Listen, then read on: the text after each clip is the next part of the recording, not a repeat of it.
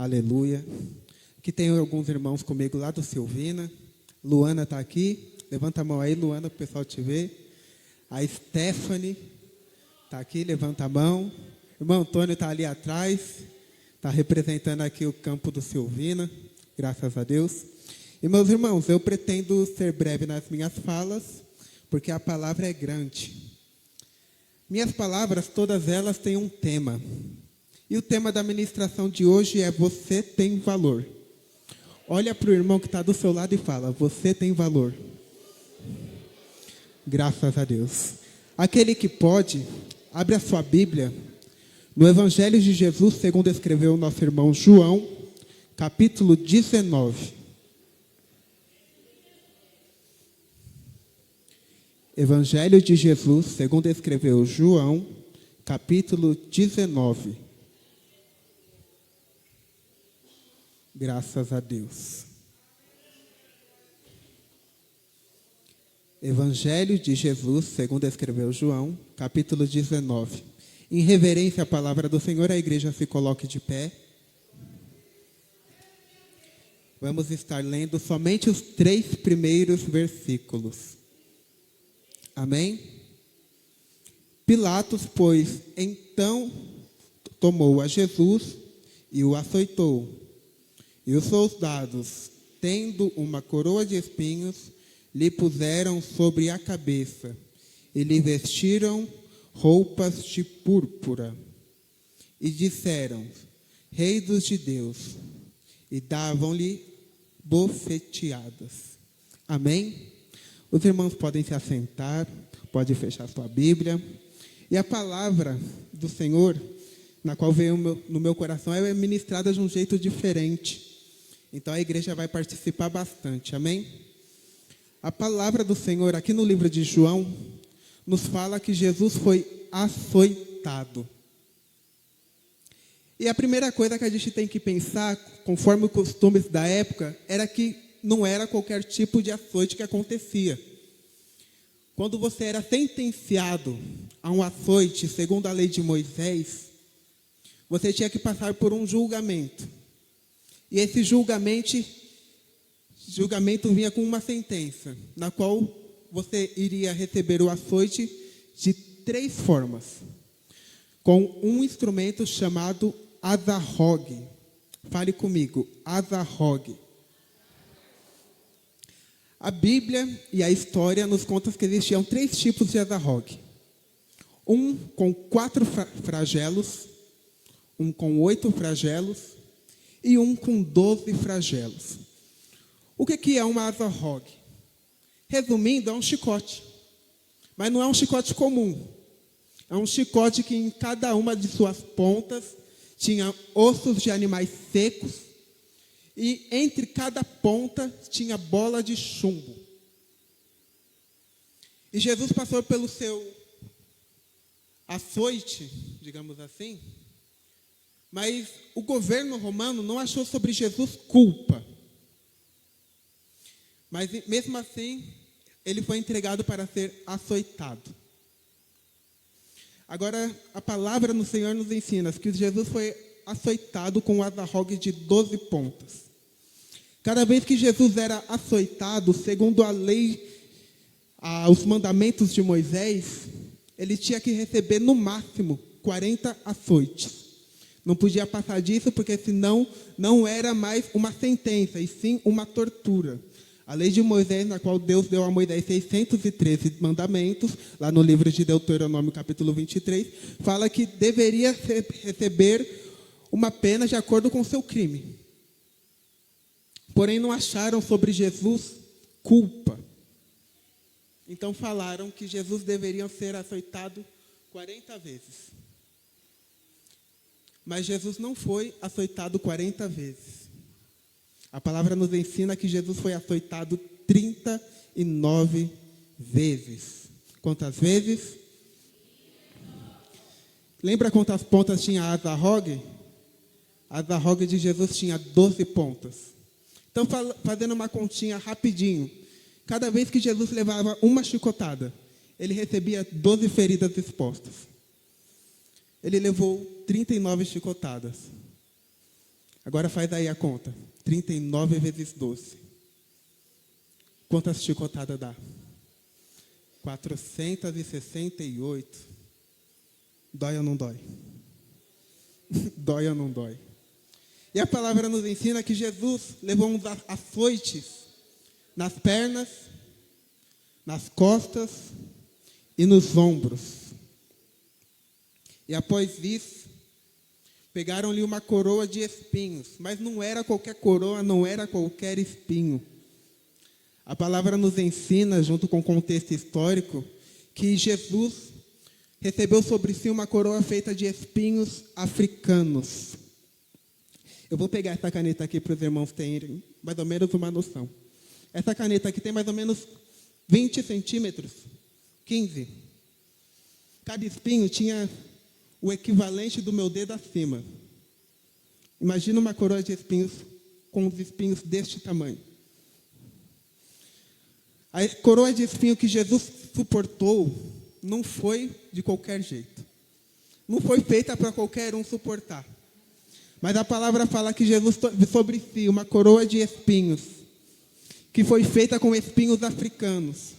E que não somente isso, mas para sentenciar a Jesus, para deixar o seu crime ainda mais pesado, pegaram um soldado romano, que tinha por volta dos seus 80 quilos. Lhe puseram a espada sobre a coroa de espinhos e prensaram sobre a cabeça de Jesus, para fazer com que os espinhos penetrassem cada vez mais. Porque hoje em dia é fácil falar que Jesus foi crucificado, mas você precisa entender a profundidade disso. Porque não foi qualquer crucificação. Não foi qualquer jeito. Mas Jesus sofreu para você estar aqui. Então, se você está aqui na noite de hoje, você tem que saber que você tem um valor. A palavra nos ensina que os espinhos africanos eram usados para quê? Por carpinteiros e por marceneiros da época. Aquele que conhece da palavra sabe que Jesus era carpinteiro. Então Jesus conhecia os espinhos. Jesus sabia que instrumento era aquele. Jesus sabia a tremenda dor que aquilo causaria. Mas mesmo assim ele aceitou a sentença porque ele não estava avisando a ele. Ele não estava avisando aos minutos seguintes, aos dias seguintes, aos anos seguintes. Jesus estava avisando 100, 200, 1000, 2023 anos depois, para que alguém pudesse ouvir falar dele. E a palavra fala que Jesus aceitou. Ele aceitou a sentença. Agora a palavra também nos ensina que quando Jesus recebe a coroa de espinhos, lhe dão uma cruz para ser carregada. Uma cruz que não foi projetada para ele. Uma cruz que não foi arquitetada para Jesus Cristo, mas sim para Barrabás. Agora Jesus tem que andar cerca de 8 quilômetros. Quantos quilômetros? 8 quilômetros. Com as suas costas cheias de feridas expostas. Com 460 e lá quantas feridas. Com essa cabeça sangrando por causa dos espinhos. E Jesus em momento nenhum, a palavra não diz, mas em momento nenhum Jesus quis desistir. A palavra nos ensina que Jesus, quando foi orar, fala: Deus, aparta de mim esse cálice, mas se não for possível, toda a vida seja feita a tua vontade.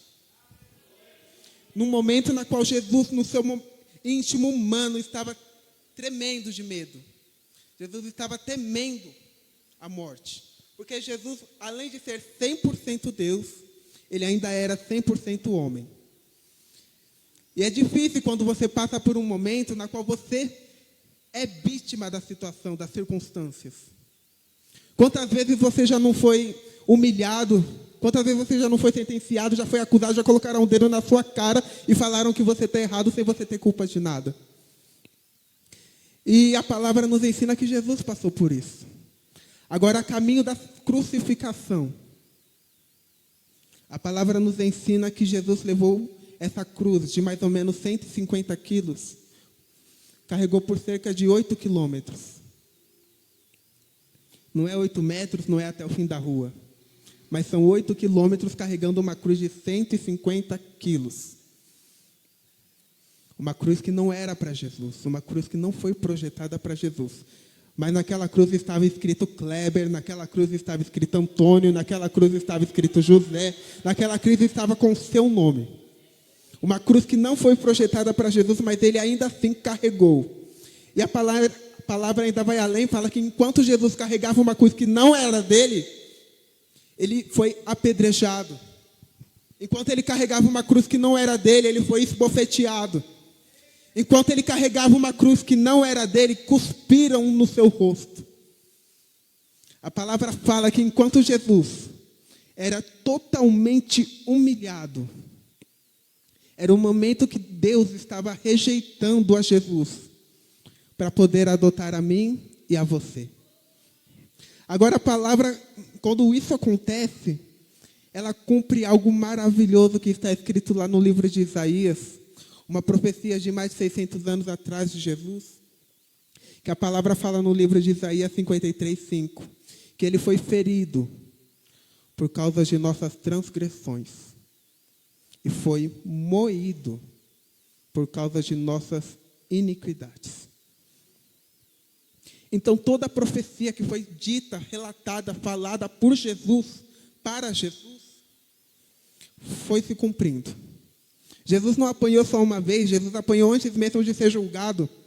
Enquanto Jesus não era julgado, enquanto Jesus esperava julgamento, suas roupas foram arrancadas.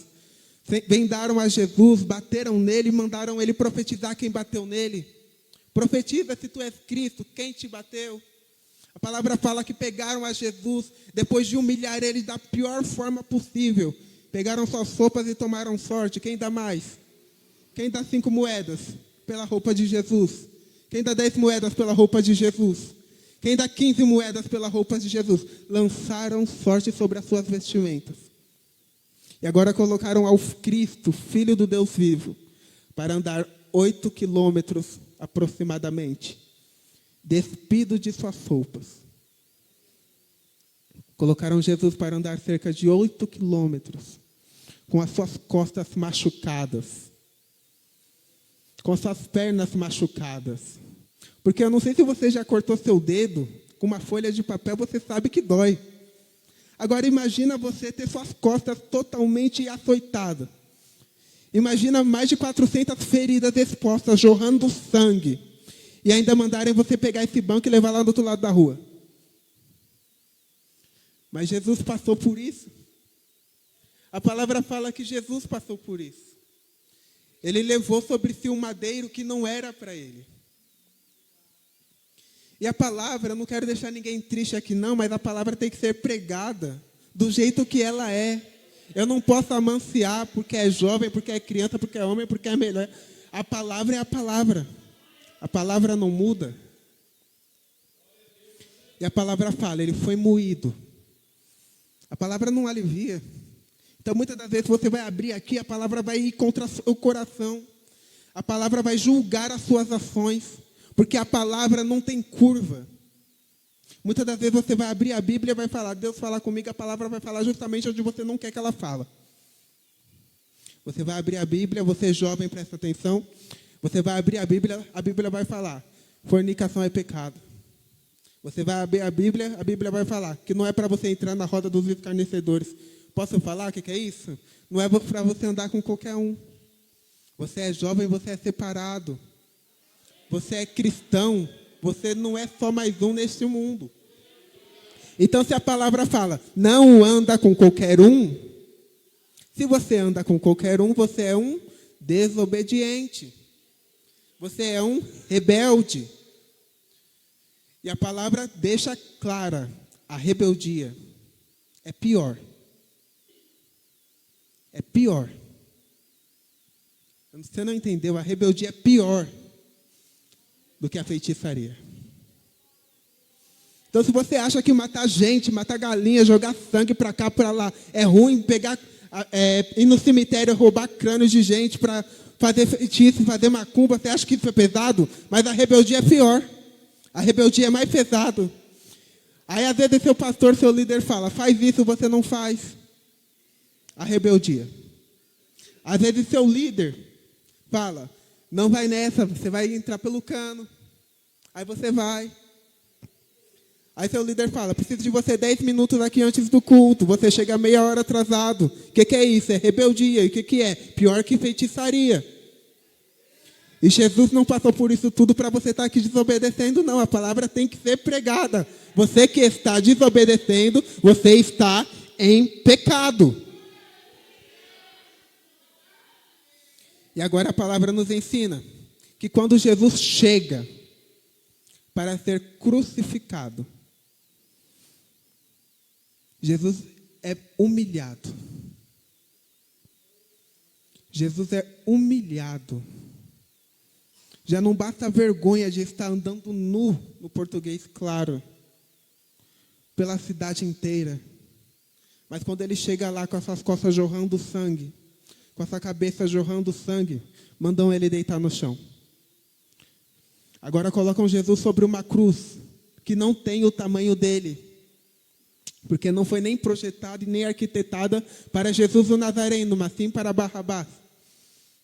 E a palavra nos ensina que Barrabás tinha sua estatura maior que a estatura de Jesus.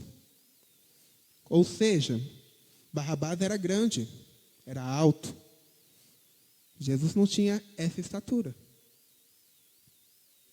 Aí a palavra nos ensina que Jesus era necessário ser pregado na cruz, para ser crucificado. A palavra nos ensina que quando Jesus foi crucificado, muita coisa aconteceu. Mas a humilhação não veio só na cruz, como você está vendo, ela veio antes.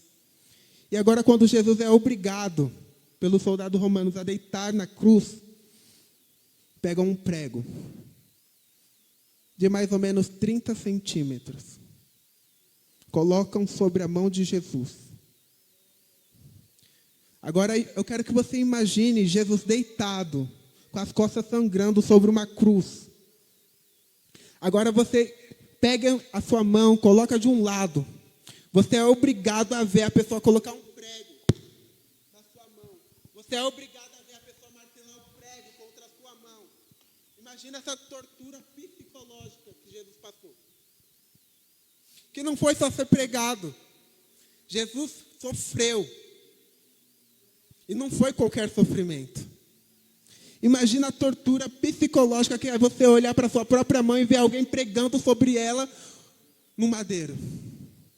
Imagina a dor de ver um prego de mais ou menos 30 centímetros. Porque o prego tinha que entrar nas mãos de Jesus e atravessar a cruz. Não podia ficar só lá, senão ele caía para frente. Imagina a dor que é ver isso em uma das mãos. Agora, não satisfeito, uma cruz que é projetada para Jesus, quando vão pregar a outra mão, a palavra fala que a mão não chegava à ponta da cruz. Estava numa ponta, mas não chegava na outra. Porque a cruz era maior que Jesus. Quero que você só imagine essa dor que Jesus está passando. Só que agora ele tem que ser pregado a outra mão. A outra mão tem que chegar lá. É uma palavra forte, é uma palavra difícil. Eu sei que é. Mas agora eles pegam o braço de Jesus e vão puxando. Está doendo, mas está puxando.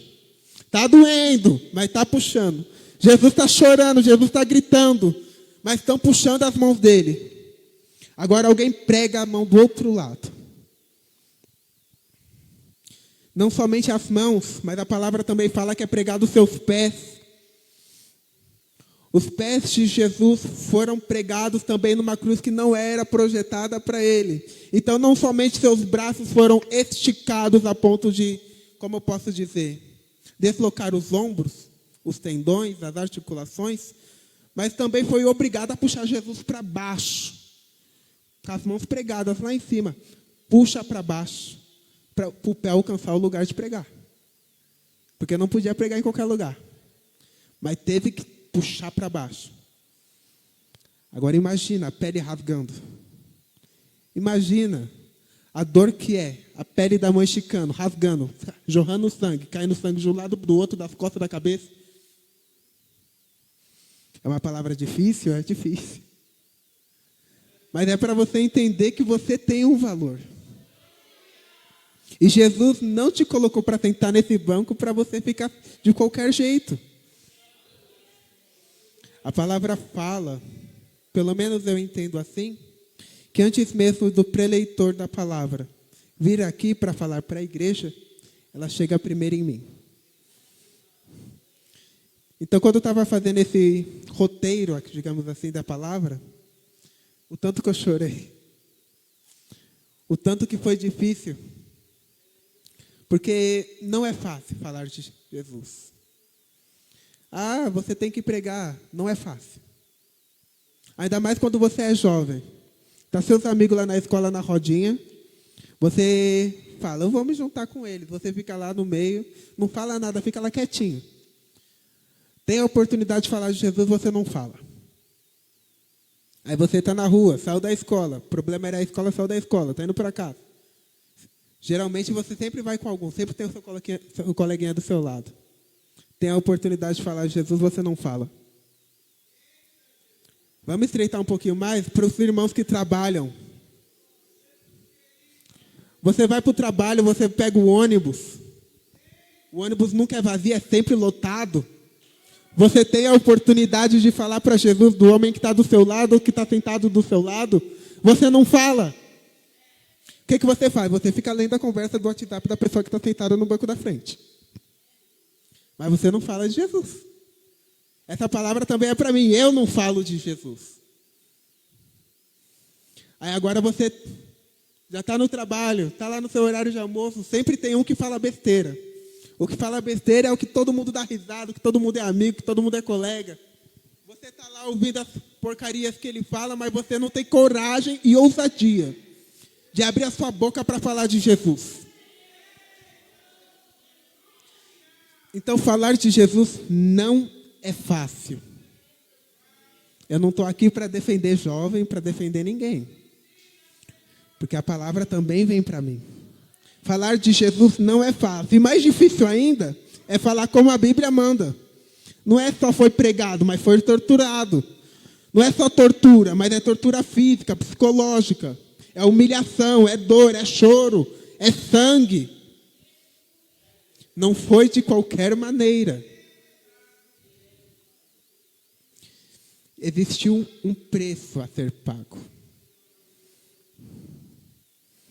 E agora a palavra nos ensina que Jesus foi pregado às suas mãos e foi pregado a seus pés. E agora tem que fazer uma coisa que é um pouquinho complicada. Vamos levantar a cruz. Ele tem que ficar aqui no meio para todo mundo ver. Tem que passar vergonha. Não está bom, não. Então, muitas das vezes, você vai ser envergonhado no seu trabalho. Você vai ser envergonhado na escola. É só mais uma crentinha. É só mais um crentinho. Só fala. Só vai para a igreja no domingo e tá bom. Ah, isso aí quer esbanjar uma santidade que não tem. Ah, isso aí é fogo de palha. Daqui a 6 meses sai da igreja. E agora a palavra fala que Jesus passou mais uma vergonha. Mais uma dor. E isso enquanto está sendo erguido a ser crucificado. Que agora pegam uma cruz e levantam, colocam de pé. Coloca uma cruz de pé. E agora qualquer um que entende um pouquinho de ciência sabe que a gravidade faz o que com o corpo? Ela vai fazer isso aqui, ó.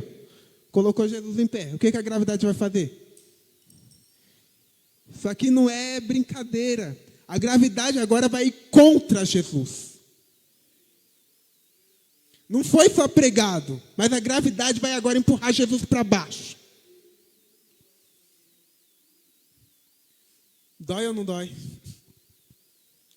A gravidade empurra Jesus para baixo. Jesus que arquitetou, que criou também a gravidade, agora a gravidade está sendo contra Jesus. A gravidade está empurrando Jesus para baixo. A gravidade está fazendo Jesus ter mais dor. Agora a ciência está fazendo Jesus ter mais dor. Está fazendo ele sofrer um pouco mais. Mas em momento nenhum, a Bíblia nos diz que Jesus desistiu. Em momento nenhum, a Bíblia, a história nos diz que Jesus falou, não, eu cansei. O que é para você entender, jovem? O que é para você entender, homem, mulher de Deus? Você pode cansar. É natural, é do ser humano. A palavra fala que Jesus, em sua humanidade, chorou. Em sua humanidade, Jesus teve medo. Em sua humanidade, Jesus pensou em desistir. Aparta de mim esse cálice. Jesus pensou. Porque ele não era somente 100% Deus, mas como eu disse, também era 100% homem. Então Jesus quis desistir, talvez. Jesus teve medo. Jesus teve a vontade de querer passar para frente, deixar para outro. Aparta de mim esse cálice. Mas se não for possível, seja feita a tua vontade. E para você entender, a vontade de Deus dói. A vontade de Deus não é do meu jeito, não é do seu jeito, mas dói. Requer renúncia, requer choro, requer lágrimas, requer sangue. Porque quando você resolver fazer a vontade de Deus, você vai ver que você vai ter que fazer um jejum. E quando você faz o jejum, você escolhe, eu vou jejuar hoje. Quando você chegar na empresa, vai ter lá a mesa cheia. Você vai falar, vou jejuar hoje. Você chega no trabalho, está lá o bolo, o pão, isso, aquilo, outro, a mesa farta. Tudo para fazer você desistir do jejum. Você chega na escola, comprei uma bolacha aqui para você, come aí. Você já terminou a escola, tá bom. Você acorda de manhã decidido a fazer jejum, é o dia que a mesa da sua casa está cheia, você acorda com o cheiro do café. E aí, ai meu Deus, o que eu faço? Eu posso deixar o jejum para amanhã, né?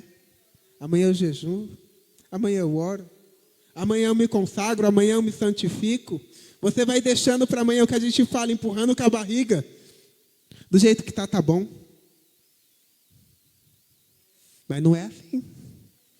A palavra é clara. Não é de qualquer jeito. Não é de qualquer maneira. E agora a palavra fala que a gravidade mesmo contra Jesus. Jesus olha para o céu. E com medo, com dor, cansado, Jesus grita, Deus meu, por que me desamparaste? Meu Deus, por que você está desistindo de mim? Parece que eu estou orando e não está fazendo efeito. Quanto mais eu oro, pior meu filho fica.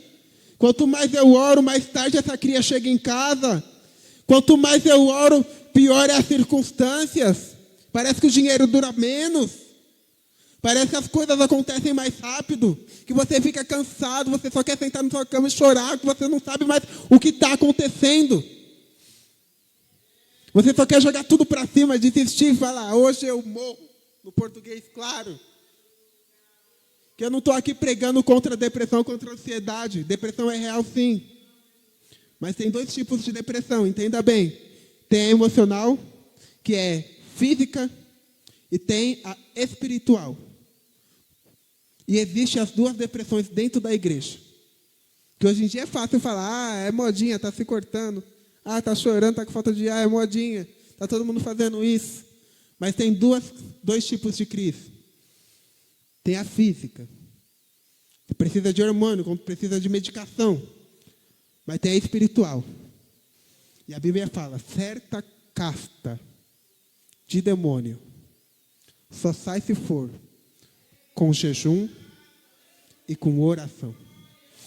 Então você pode até falar, depressão é humano, mas se a sua depressão for espiritual, você vai se entupir de clonazepam, de rivotril, de sertralina, de fluoxetina e não vai mudar nada. Ou talvez a sua depressão não é física, é espiritual. E está mascarada ainda. Você está triste, depressivo, pensando em se matar, mas está aqui cantando, está aqui dançando, está aqui fazendo de tudo. Existe uma depressão que vem mascarada, onde você coloca um sorriso no rosto e fala que está tudo bem. Não vou preocupar não. Já tem tanto problema, para que mais um para dar? Não vou trazer preocupação, perguntar, está tudo bem, está chorando por quê? Ah, é porque entrou um cisto no meu olho. Ah, o que aconteceu com o seu braço? Ah, caí da escada. Mentira. Rebeldia.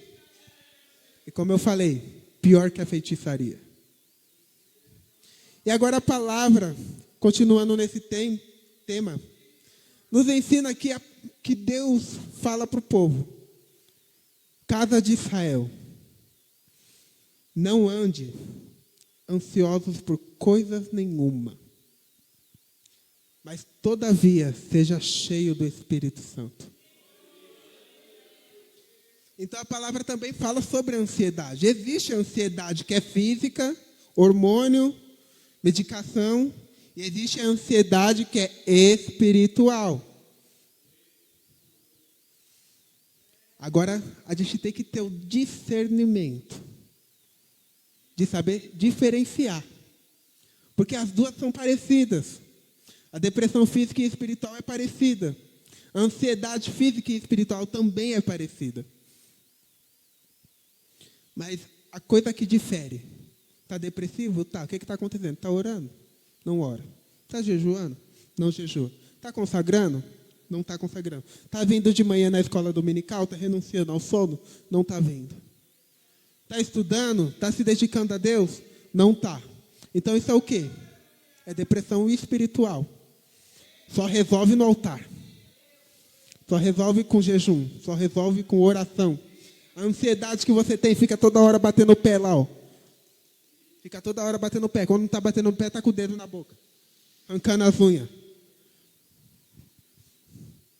Tem a física. A que precisa de remédio. Mas também tem a espiritual. Aí se você for aprofundar. O que aconteceu? O que aconteceu no passado? O que está acontecendo neste momento? O que vai acontecer? A gente tem que olhar para todas as circunstâncias. Porque, como eu falei aqui, você tem um valor que nem você imagina. E Jesus ensinou tudo isso enquanto e depois de passar pela cruz. E agora, a palavra fala que Jesus crucificado, ainda vivo, tem que fazer uma escolha. Ficar na cruz ou morrer asfixiado. Por quê? Porque como foi ensinado, isso é um detalhe que muita gente não presta atenção, Jesus tinha sobre suas costas mais de 400 feridas. E Jesus tinha sobre a sua cabeça uma coroa de espinhos. Então ele não podia encostar as costas na cruz, senão ia doer mais. E também não podia encostar a cabeça na cruz, senão o espinho ia entrar. Agora está doendo.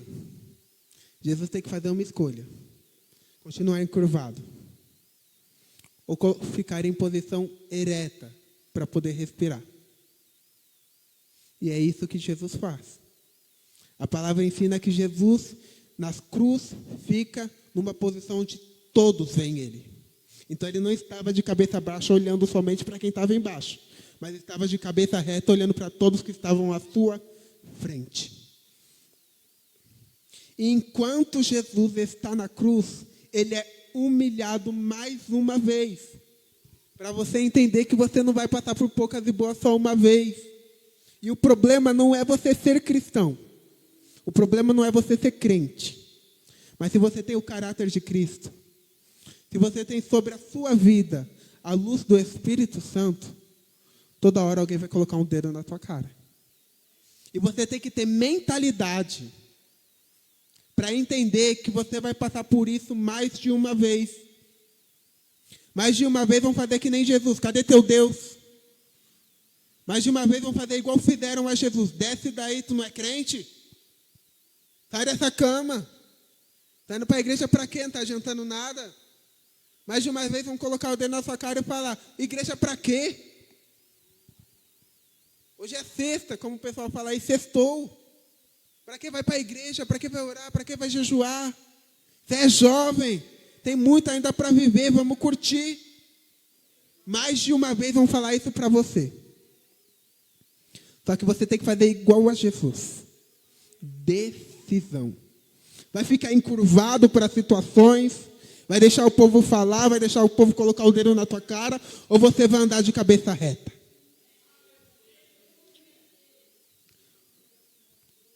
E a palavra nos ensina que enquanto Jesus estava sobre a cruz, Jesus olhou para o povo. Jesus olhou para aqueles que choravam. Jesus olhou para aqueles que iam contra a sua palavra, para aqueles que se escondiam. E depois de mais de 6 horas, que Jesus ficou ali pendurado, Jesus olha para o povo, Jesus olha para cima, e Jesus canta o maior hino de vitória conhecido: está consumado. A palavra fala que quando Jesus fala está consumado, ele abaixa novamente a sua cabeça e morre. Jesus não morreu porque ele estava na cruz, porque os que estavam na cruz também ficaram lá. Mas Jesus perdeu todo o sangue que ele tinha no seu corpo, a ponto das suas feridas não saírem mais sangue, sim água. Jesus perdeu todo o sangue, todo o líquido que existia dentro do seu corpo. Foi derramado por causa de uma vida que não merecia, por causa de alguém que não merecia. E agora Jesus canta o hino: está consumado, está pago. Eu paguei. Agora você tem uma chance, agora eu tenho uma chance. Mas a palavra fala que antes de Jesus ditar esta palavra, ainda éramos criatura antiga. Ainda éramos escravo do pecado. Ainda éramos uma pessoa ruim.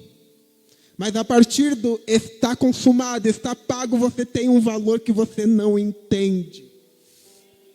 Não foi só preço de sangue. Não foi só sangrar na cruz. Mas foi entregar tudo que você tinha. Porque foi isso que Jesus fez. Jesus entregou tudo que tinha. Já não tinha nem mais roupa. Mas o que ele tinha? Ele tinha um sangue puro, imaculado, sem mancha, que foi derramado por mim, por você, que foi derramado no chão de toda Jerusalém enquanto ele percorria com a cruz, que foi derramado em cima da cruz enquanto ele estava deitado, e que percorreu da cruz ao chão por alguém que não merecia. O que eu quero dizer com isso: você não merece a graça de Deus. Eu não mereço a graça de Deus. Mas Jesus comprou. Jesus pagou. E a partir do momento que Deus rejeitava Jesus como filho, ele pegava você como adotado. Então a partir de hoje você tem uma identidade. Você não é qualquer uma. Você não é qualquer um. Você tem identidade. Você é filho de Deus. A sua identidade é criatura que vai morar na Nova Jerusalém.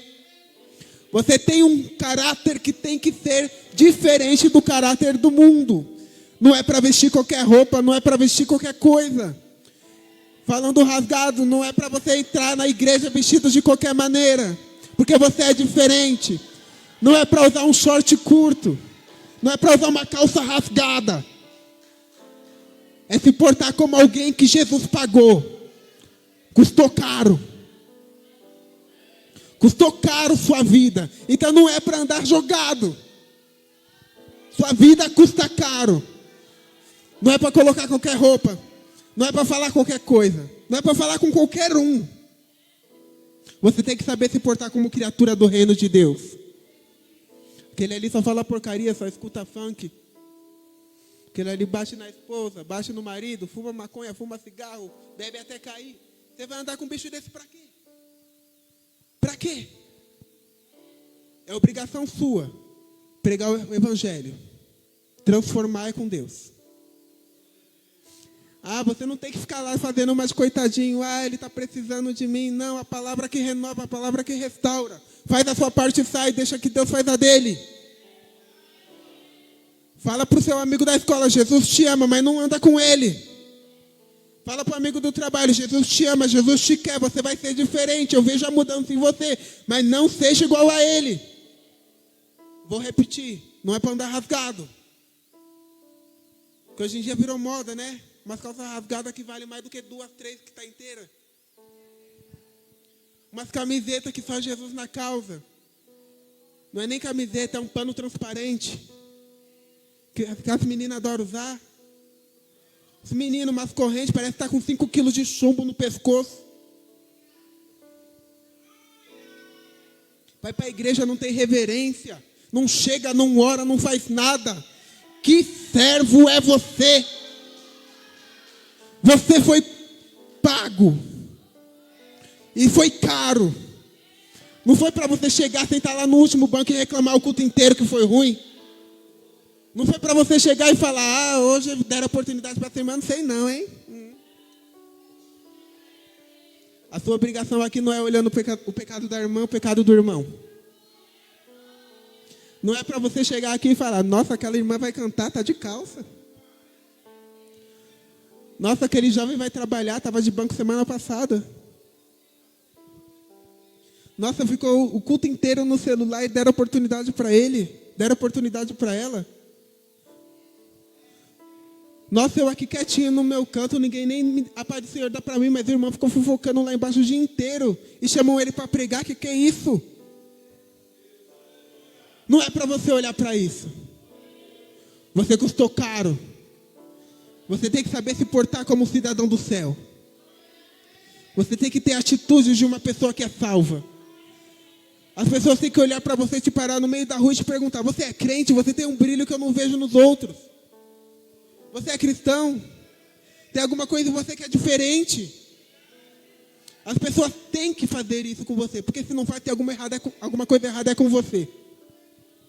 Não é só falar bonito, não é só cantar bonito, não é somente ter eloquência, teologia, isso, aquilo outro. Tem que ter unção. Tem que ter capacidade que vem do céu. Tem que ter a ousadia que foi falada na revistinha que toda a igreja estudou. Tem que ter o poder que vem do alto, que também foi falada na revistinha. Está todo mundo estudando, todo mundo sabe disso. Quem não está sabendo o que eu estou falando é porque não está vindo nos estudos. É como dizem por aí, eu não tenho trave na língua, não tenho mesmo não. Se está errado eu vou falar. Tá o irmão Antônio ali que não me deixa mentir. Na hora de quebrar o pau, que está errado, eu sou o primeiro a levantar. Mas tem que saber elogiar também. Não é só quebrar o pau não. Se está errado, fala que está errado. Mas se está certo, fala que está certo. As coisas de Deus são para ser feitas com excelência. São feitas com excelência. O que é isso? Fazer com excelência é fazer o melhor com aquilo que você tem. Então, se você não tem um carro do ano para pegar todo mundo e trazer para a igreja, mas você tem a disposição de chegar meia hora mais cedo e passar um pano no banco, você está fazendo com excelência. Se você não tem a coragem e a ousadia que é falada para evangelizar na rua, mas você entende um pouco de arte, faz os banners da igreja, você está trabalhando, está fazendo com excelência, com aquilo que você tem, com aquilo que você pode. Mas também é o que eu acabei de falar e vou repetir. É fazer direito e se comportar como um cidadão do céu.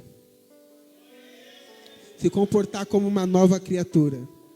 Porque a partir do momento que você escolhe, ninguém pega na sua mão e te obriga a batizar, não. O batismo é uma decisão que você toma por si só. Ninguém obrigou você a descer as águas. Ninguém te jogou lá dentro da piscina, lá na represa, lá na cachoeira e falou, agora você está batizado. Não foi assim. Então, a partir do momento que você escolheu morrer para o mundo,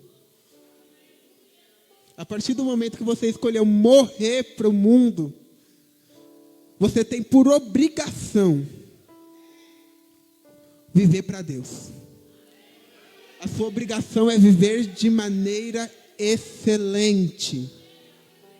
Fazer direito, fazer bem feito. Se comportar como um cidadão do céu, se vestir direito, falar direito. Que aqui na igreja quer dar glória a Deus, do portão para fora está chamando o outro de mano, de bicha, disso, daquilo outro. Se comporta. Aprenda a se comportar. Ética cristã. Aprenda a sentar num banco. Aprenda que você tem que estar na igreja para ouvir Deus falar. Não é para mexer no celular usando a internet da igreja, não. Não é de qualquer maneira. E não é de qualquer jeito. Não é para fazer só por fazer. Eu vou fazer porque não tem quem faça. Tem sim. Se vai fazer de qualquer jeito, deixa que outro assume. Se vai fazer porque é obrigado a fazer, deixa que outro faz. Se vai vir ensaiar porque o líder está enchendo o saco e você já está murmurando em casa, falando, eu só vou porque está me enchendo o saco, porque senão eu não ia. Não venha. Mas não só não venha, sai do grupo também.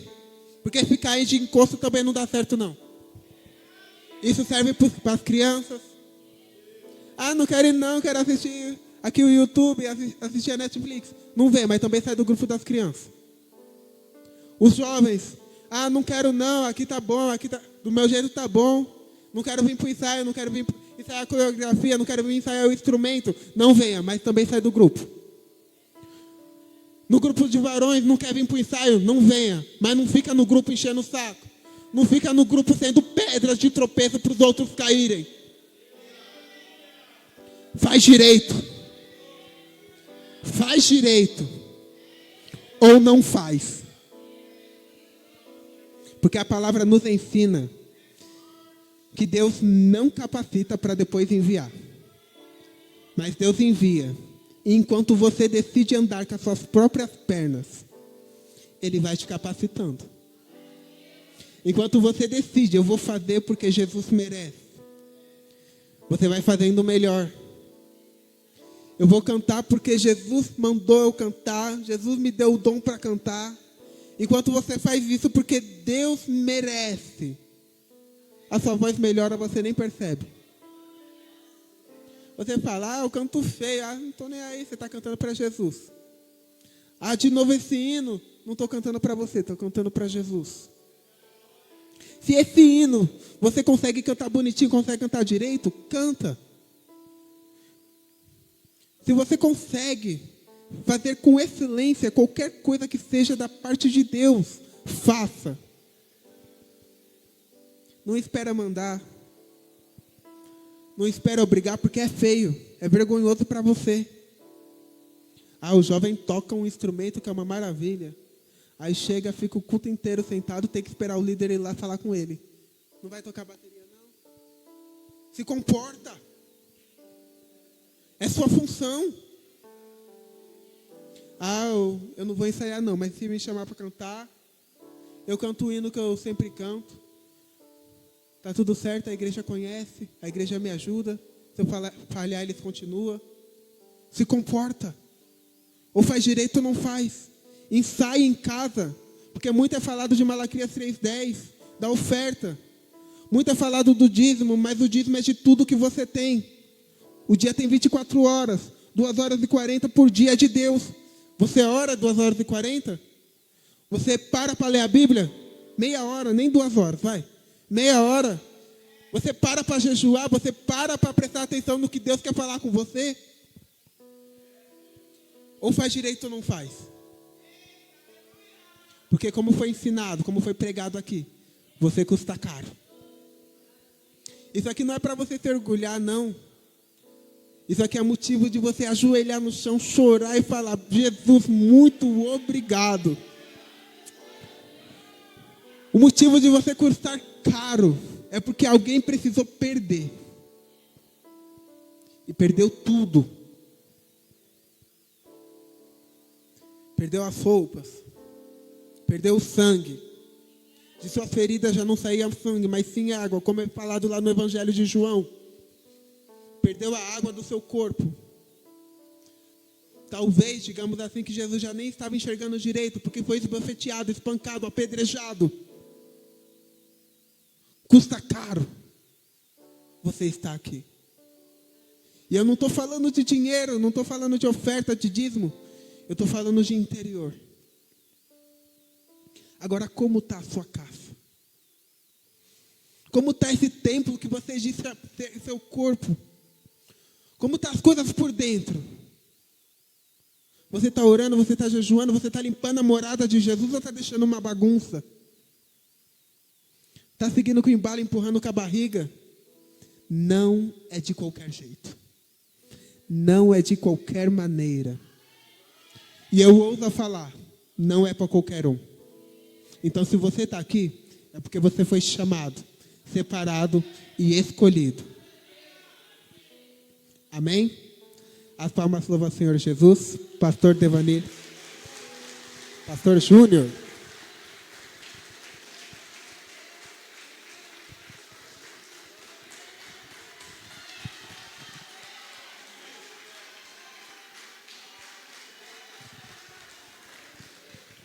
Glória a Deus. Amém.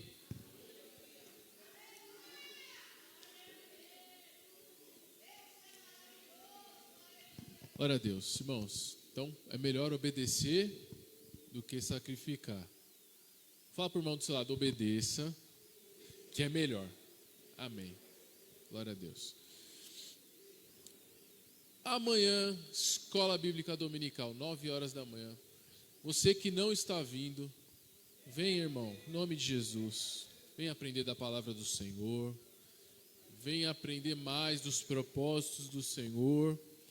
Venha aqui compartilhar a sua experiência, aprender com a experiência do outro. Então venha, em nome de Jesus. Domingo à noite a gente vai ter um grande culto da família. E o culto amanhã vai ser uma bênção. Vem, traz um visitante e vem, pode vir aí com o coração cheio de expectativa que Deus vai manifestar a glória dele aqui no domingo à noite. Amém? No decorrer da semana, a programação normal. E sexta-feira, lembrando, o Congresso das Irmãs, hein? Sexta-feira, às 7 horas, vai começar. Vai ser uma bênção, as irmãs estão ensaiando aí há um tempo. Então, vai ser um evento para que você saia daqui renovado. A gente precisa de alguns momentos que a gente busca, se entrega, se dedica. E tudo que é feito com zelo, com cuidado, com amor, com entrega, Deus ele costuma responder com a presença dele, que é o melhor que a gente pode receber. Amém? Então, fica em pé, vamos encerrar o culto. Quero orar, abençoar a sua vida para você ir para casa abençoado. Amém? Vou dar a bênção, estenda as suas mãos. Que o amor de Deus, o Pai, que a graça do nosso Senhor e Salvador Jesus Cristo, que foi morto e entregue por amor a mim, por amor a você, e que a consolação do